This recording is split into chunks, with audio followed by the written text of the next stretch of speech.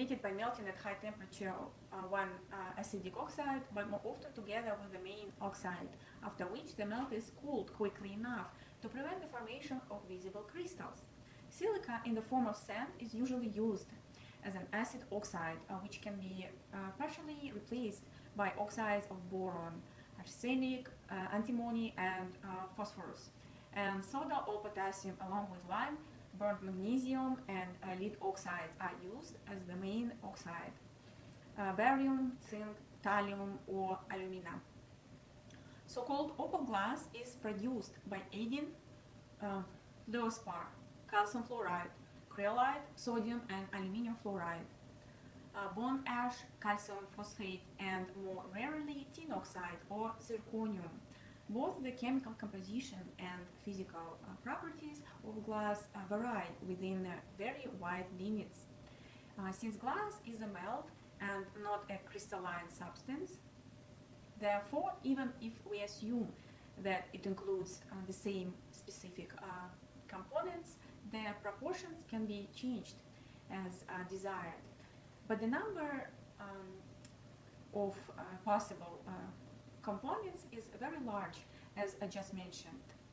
Plain glass made from pure ingredients should be colorless, but since the sand used always contains an admixture of iron, the color of the glass is usually bottle green. To get rid of this color, agents are added to the melt that physically discolor the glass. Most often manganese or arsenic salts. It has been found that glass for greenhouses, which has been exposed to heavy exposure to sunlight for many years, is best made mauve by changing the iron content, which corresponds to discoloration. If the original color of the glass has not been neutralized, glass can be colored using a variety of metal oxides. And the appropriate choice of glass and colorant allows almost any possible shade to be achieved. Iron oxides for velvet, brown and red. Copper oxides for blue and red. Oxide of cobalt, blue. Nickel oxide or magnesium dioxide, purple in potassium glass, and brown in soda glass. Chromium oxide for yellowish green. Uranium oxide causes fluorescence and produces a green or yellow color. Titanium dioxide, yellow and brown. A certain shade depends not only on the amount properties of the coloring matter, but also on the nature of the glass or melting condition. The magnificent ruby red color is obtained by adding finely ground gold to the glass. Other dyes that are not oxides give the following colors: cadmium sulfate yellow, selenium red, silver salts yellow, carbon yellowish brown, and sulfur yellow. Typically, two types of glass are used to imitate precious stones to ensure that the stones in the setting do not differ in hardness from real ones. Various types of complex stones are made. The doublet consists of two different substances. The upper part crown is made of quartz or other cheap natural minerals, and the base is pavilion made of painted glass. It should be remembered that all the light falling on the top of the stone must cross the pavilion near the collet.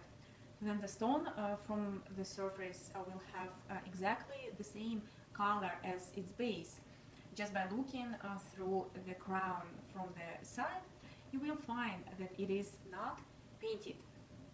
When they want to make the crown, or say a sapphire, more like a natural stone, the crown is cut out of a real sapphire, but not sufficiently well colored, providing the desired shade of color to the rhinestone from which the doublet pavilion is made.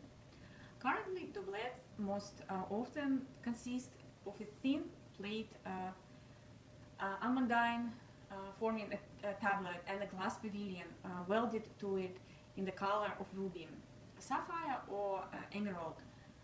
The refractive index of almandine is usually 1.79 under microscope. Characteristics inferred intersecting inclusions in the form of needles are often visible in it, and a layer of bubbles is visible at the junction with the glass. For those cases when the base is also checked for hardness, Stone invented the triplet. At the same time, the pavilion is also made of real stone, and the desired color is achieved by painting a thin plate hidden in the frame. Stones such as sapphire and emeralds of mediocre color are sometimes cut along the equatorial plane, girdle plane, and the inner surface is polished. The coloring matter is fixed with cement, which is used to glue two parts of the stone. In a recently introduced composite stone of this type called osmeryl, the crown and pavilion are cut from a weakly colored or low-grade beryl, and the emerald and the required depth of color is imparted by emerald green hard paste cement, so-called emerald sodi, colored emerald. The crown and base of rock crystal are joined with transparent green cement to imitate a genuine emerald. The joints in such camps are now sealed, apparently by splicing in another variation of sodi spinel. Like spinelli rock crystals is replaced with synthetic spinel. All such imitations are easily recognized by placing the stone in oil, which allows you to easily examine its interior and see to create surfaces separating different elements of a complex stone. Glued stones may bleak apart if immersed in a suitable solvent, such as boiling water, alcohol, or chloroform. However, sintered stones are not detected by such solvents. And in recent years, advances in the production of high-quality synthetic stones have significantly reduced the need for complex stones. Glass-like pastes, especially metacrylic and aminoplast, give a pure, transparent substance, colorless or of various pleasant shades. Because they're easier to mold than glass, the edges of the stones are much sharper. It is impossible to confuse them with precious stones or even with glass if they are without a frame. Since their specific gravity is so small, just above 1.20, that simply holding them in your hands is enough to determine their nature. If they are framed, you need to determine their indicator refractive index, which they have lower than that of any gemstone to which they are similar in color. In addition, they are very soft. The hardness on the Mohs scale is only approximately 2.5 and having a much lower thermal conductivity than precious stones, nor do they feel warm when you touch them. Of course, counterfeiting opaque gems such as chalcedony, turquoise, lapis lazuli, and jade is not so tempting, since the cost of genuine stones is relatively low and the opportunity to make monetary profit is correspondingly limited. Nevertheless, these gems are imitated and fakes can be found. Most agates are imitated by chemically growing dendrites between glass, plastics.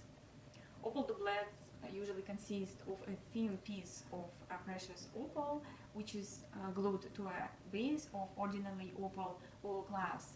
An opal triplet may have a rock crystal